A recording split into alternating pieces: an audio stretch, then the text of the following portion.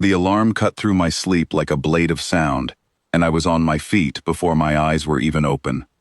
My name is Claire Bishop, and I am the systems officer of Orbital Station Halden, floating 400 kilometers above a dying mining colony. That night, every light in my quarters turned red at once, and a voice I had never heard from our own computer screamed a warning that made my chest go cold. Hull breach in Sector 9, life support failing in Sector 6, unknown creatures detected in the walls. I ran through the corridor with my heart slamming against my ribs. Around me, crew members stumbled out of their rooms, half-dressed, eyes wide with fear. Sparks fell from a broken panel above my head.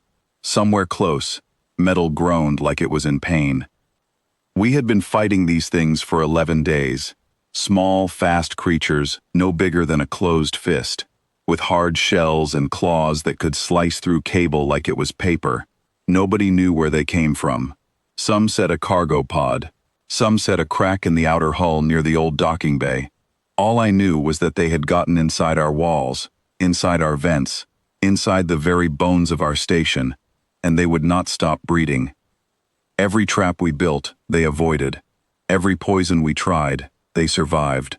Every soldier we sent in, with a light and a stun rod, came back with nothing but scratched armor and a story about shapes moving too fast to see. I reached the control room just as Peter Hall, our chief engineer, slammed his hand on the emergency shutdown for Sector 6. "We just lost another oxygen line," he said, his voice shaking. "If they get to the reactor coolant, we are finished, all of us." I stared at the map on the main screen. Red warning lights spread across it like a disease, one section at a time, moving closer to the reactor core with every passing hour. "How long do we have?" I asked. "Maybe 2 days," Peter said. "Maybe less." Behind him, the door slid open, and a woman walked in, carrying 2 metal crates, calm as if she had just returned from a quiet walk. Her name was Grace Ellery, captain of a small supply ship that had docked with us the day before, right when our nightmare had gotten worse. "I heard your problem over the comms," she said. "I think I can help." Peter turned to her, his face tight with stress. "Unless you brought an army, I do not see how." Grace set the crates down gently and opened the first one. "I did not bring an army," she said. "I brought something better." Out stepped a small orange cat, its eyes sharp and gold, its body low and silent. It did not run around the room in a panic like I expected. It simply sat down, looked at each of us in turn, and then turned its head slowly toward the vent in the far wall, the one we had sealed 3 times already. "This is Ash," Grace said, "and in the other crate is his sister, Willow. They have been on my ship for 6 years. Before that, they lived on a station just like this one, back when it had a mouse problem no machine could solve." I looked at the small animal and felt a strange mix of hope and disbelief. "You want us to trust our survival to a cat?" Grace smiled, though there was no humor in it. "Cats have been solving problems bigger than machines for longer than either of us have been alive. Give them the vents, give them 6 hours, then tell me I was wrong." Peter looked ready to argue, but another warning light flashed on the screen, this one closer to the reactor than any before it. We were out of options. We were out of time. "Do it," I said. Grace opened the second crate, and a gray cat stepped out, smaller than Ash but moving with the same quiet confidence. Without any command, without any hesitation, both cats walked straight toward the sealed vent panel. Ash raised one paw and pressed it against the metal grate, like he was testing a door he already knew would open for him. We pulled the grate back, and the 2 cats slipped into the darkness of the vent system without a single sound. The next hour was the longest of my life. I stood at the control screen, watching sensor readings flicker across the station's inner walls, waiting for something, anything, to tell me this had not been a terrible mistake. Peter paced behind me, chewing on his thumbnail.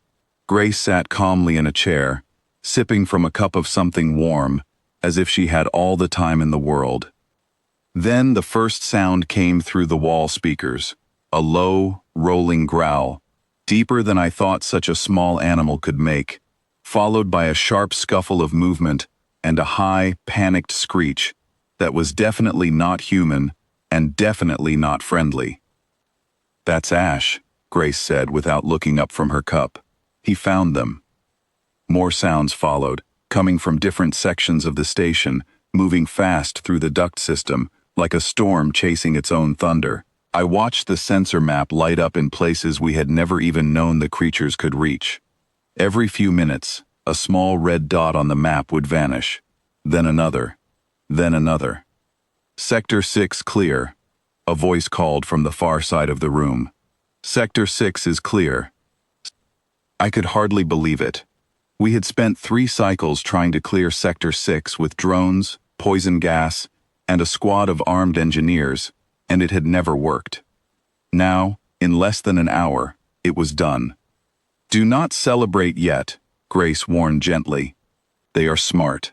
The ones that survive will hide deeper. This will take patience." She was right, of course.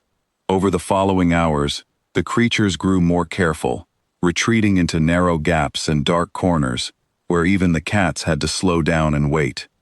I watched Ash on one screen, sitting perfectly still outside a broken pipe for nearly 40 minutes, not moving a single whisker, until finally, one of the creatures made the mistake of poking its head out to check if the danger had passed. It had not. By the end of the first full day, 3 full sectors were confirmed clear. Peter, who had barely slept in a week, finally allowed himself to sit down and rest, watching the cats work through a small monitor with something like wonder in his tired eyes. "I do not understand it," he said. "We built machines, we built weapons, and 2 house cats are doing what none of that could."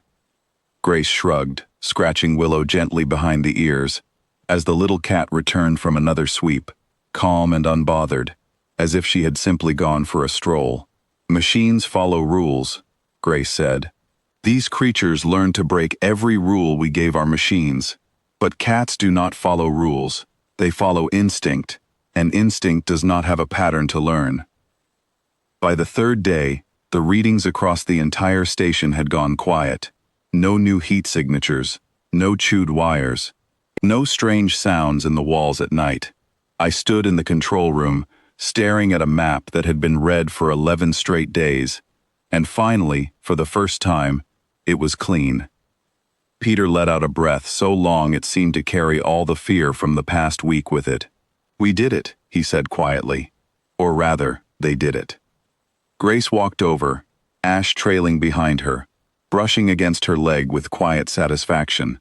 "You will still find a few strays here and there," she said. "But the danger to your reactor, to your air, to your people, that is over." I knelt down slowly and reached out my hand toward Ash, unsure if he would even allow it. He studied me for a moment with those sharp golden eyes, then pressed his head gently against my fingers, as if to say the job was already done and there was nothing left to worry about. Word spread fast across the station. Within a day, crew members who had been terrified to walk through certain corridors were leaving small offerings of food near the vents, thanking 2 animals who had done what months of engineering and planning could not. Someone built a small resting shelf near the control room, just for Ash and Willow, and it quickly became the most popular spot on the entire station. I asked Grace, before she prepared to leave, why more ships and stations did not carry cats for exactly this purpose. She smiled, gathering her supplies as Willow curled up inside the same crate she had once been so nervous to open. "People forget the simple answers," she said. "They spend years building machines to solve a problem nature solved a very long time ago." As her ship prepared to depart, I stood at the viewing window and watched it drift away slowly into the dark, carrying 2 small heroes who would probably never know just how much they meant to all of us. Behind me, Peter was already setting up food bowls near the vents, just in case, and I found myself smiling for the first time in almost 2 weeks. Our station had nearly fallen to something too fast and too clever for our machines to catch.